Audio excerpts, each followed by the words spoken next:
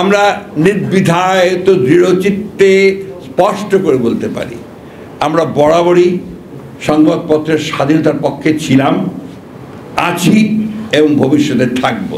সে গভর্নমেন্টে থাকি আর না থাকি, যেখানেই থাকি। আর বিএনপি হিসাবে আমি একটা কথা খুব জোর দিয়ে বলতে চাই যে আমার দলই তো প্রথম যারা সংবাদপত্রের স্বাধীনতাকে ওপেন করেছিল 1975 সালে। তার আগে একদলীয় শাসন ব্যবস্থা বাকশাল হয়েছিল, সব সংবাদপত্র বন্ধ করে দেওয়া হয়েছিল।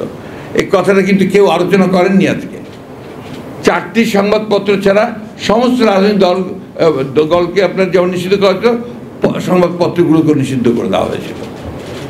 বিএনপি এবং প্রেসিডেন্ট জিয়াউর রহমান সাহেব যখন দায়িত্বে আসলেন, তিনি কিন্তু সংবাদ মাধ্যমগুলোকে চালু করেছেন, স্বাধীনতা দিয়েছেন।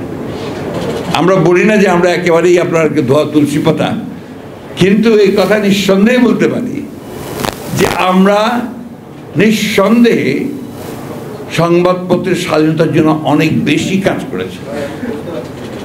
আজকের যে আকাশ আপনার মাধ্যম, এটা কিন্তু আমাদের দ্বারাই শুরু করা, এবং অনেকগুলো মিডিয়া আছে যেগুলো আমাদের সময় তৈরি করা।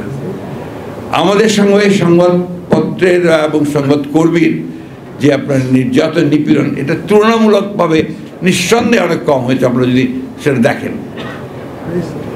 এবং আমরা এখন পর্যন্ত যেটা বিশ্বাস করি, আজকেও আমাদের দলের চেয়ারপারসনের একটা স্টেটমেন্ট বেরিয়েছে, আমি মনে করি এটা মুক্ত সংবাদ মাধ্যমের স্বাধীনতা চর্চার জন্য শক্তিশালী একটা ভূমিকা রাখবে। আমরা একটা ট্রানজিশনাল পিরিয়ডে আছি, অনেক রকম ঘটনা চলছে, অনেক রকম টানা হেঁচড়া চলছে।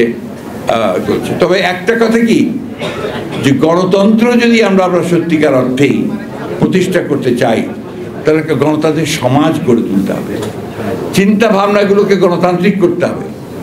আমি মনের মধ্যে চিন্তা করবো যে আমি যা বলবো সেটাই সঠিক, তাহলে তো সেই ঠিকভাবে আমরা গণতন্ত্রকে চর্চা করতে আমি সক্ষম হব না। একইভাবে সংবাদ মাধ্যমগুলোকে তারা আমার কথা বললে ঠিক আছে আর আমার কথা বললে ঠিক নেই, এই চিন্তা ভাবনাও কিন্তু আমার গণতান্ত্রিক যে চর্চা সেটাকে শক্তিশালী করবে না। সংকটটা কোথায়? সংকট হচ্ছে গণতন্ত্রই তো নেই। 15 বছর ধরে তো লড়াই করলাম সেই জন্যে, গণতন্ত্রের উত্তরণের জন্যে।